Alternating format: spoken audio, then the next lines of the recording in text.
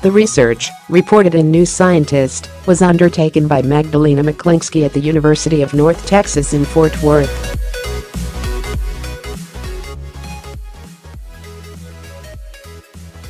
She looked at cadavers of primate species that died of natural causes. Primates, when compared to other animals, had very little muscle, Dr. Muchlinkski told New Scientist.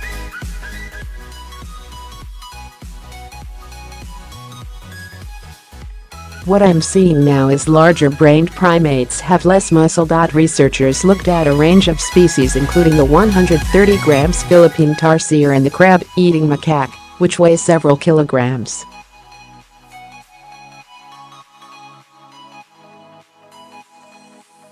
A kilogram of brain tissue needs around 240 kilocalories each day to function at full capacity.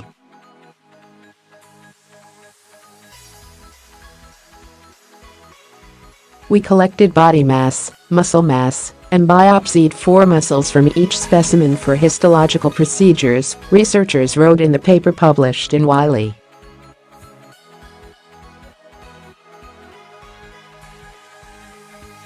Results show that larger-brained primates have less muscle and fewer type I fibres than primates with smaller brains.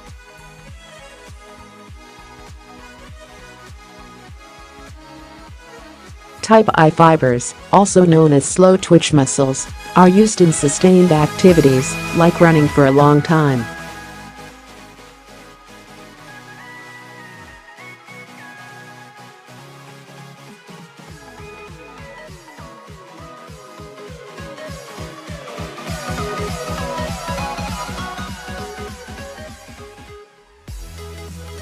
Last year, researchers found evidence that also corroborates the selfish brain hypothesis.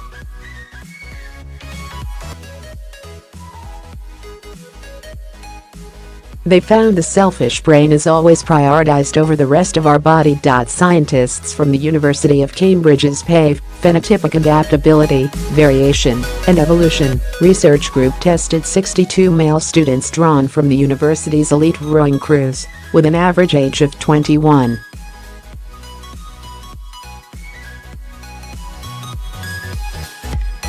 Although both our brains and bodies are impaired, findings suggest we have evolved to prioritize quick thinking over fast-moving.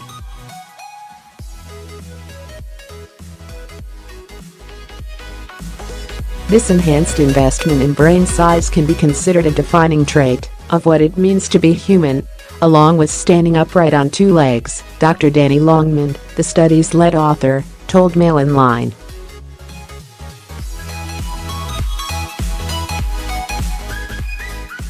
There is a theory that says that, in our past, humans transitioned from soldier to diplomat.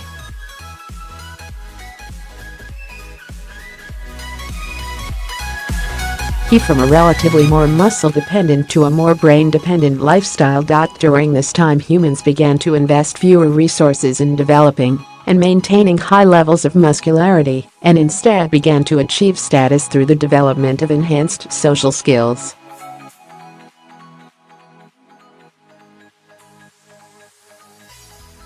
In this way, humans made the switch to acquiring status through cognitive means rather than through physical means, he said.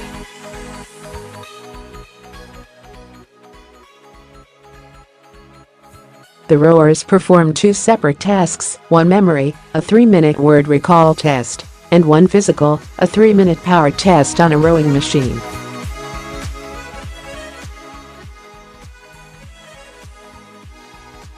They then performed both tasks at once, with individual scores compared to those from previous tests.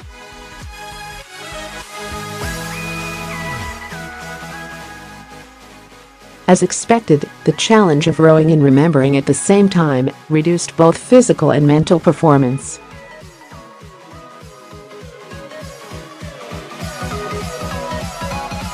However, the research team found that change in recall was significantly less than the change in power output.